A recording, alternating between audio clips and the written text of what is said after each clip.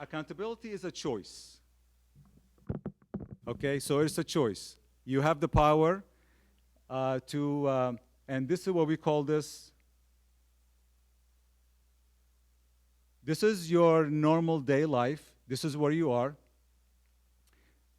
This is falling below the line, and this is going above the line.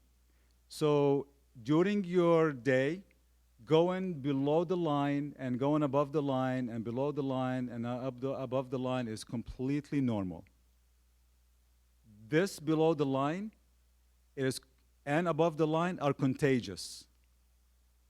Below the line and above the line are contagious, and I'll explain a little bit. What we don't want to happen is to camp in the below the line. So what does below the line look like? When you're below the line, you are basically reacting to the situation, and your reaction is represented in one of these ways. You have a deadline, you haven't met the deadline with your project. You're in denial. You denied. You said, look, you didn't give me a timeline. Where is it written in a timeline? You defer it. I said, that wasn't my job description. I delegated it to somebody else. You come up with excuses.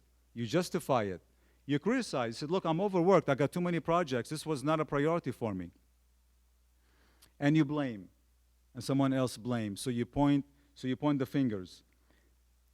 And you've heard this, when you point one finger, 3 pointing back, right? So you're telling yourself that I'm more accountable than the person that you are holding pointing the finger at. How does it feel? Well, so this is below the line, right? I can give you several examples, but I'm going to resort them to a really good case that is going to come up. But deadline is normally one that people can relate to, because we all have to deal with timelines and deadlines and projects. And you go above the line. What does it look like? When you're above the line, you are acting, so you're being proactive, and you are represented in a very positive light, in a very respectful light. And what happens is that you start to ask questions. Somebody gave you a project you're working, say, let's say it's due September 30th. Okay. Do I have any help? Is there a grace period?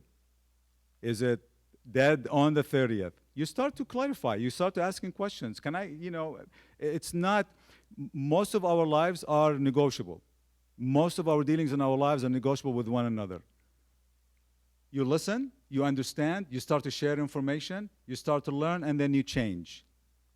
And this is the key thing, is here you change, here you don't change. Here you are a victim of circumstances. Here you are the star person, because you are the one who is making the change. So when you go below the line and you are deferring your accountability to somebody else, that's a reflection of who you are to this person that you're dealing with. And when you are above the line, let's say you rise up above the line, and when you are above the line and you stay above the line and you apologize for whatever you've done and then you make it work, then that is a reflection of who you are as well. That increases your credibility with the person that you are dealing with. How does it feel when you are below the line? When you are below the line, how does it feel? When you are a victim of circumstances, how do you feel about that? Say that again. Sleepy. Okay. You feel like a victim? How about emotions? How can you express it with emotion? Depressed. Depression, pain, frustration, loneliness, stress, doubt, fear. How does it feel when you are above the line? Achievement. Happy. But it's the opposite, but there is something really significant when you look at it. Look at health, and look at purpose, and look at freedom. When you're below the line, you are a prisoner of your own, what you have victimized yourself of your own circumstances. And when you're above the line, the imagination, the journey of imagination that you have is endless. You have the freedom to do and act however you wish because you are being responsible, you are being accountable.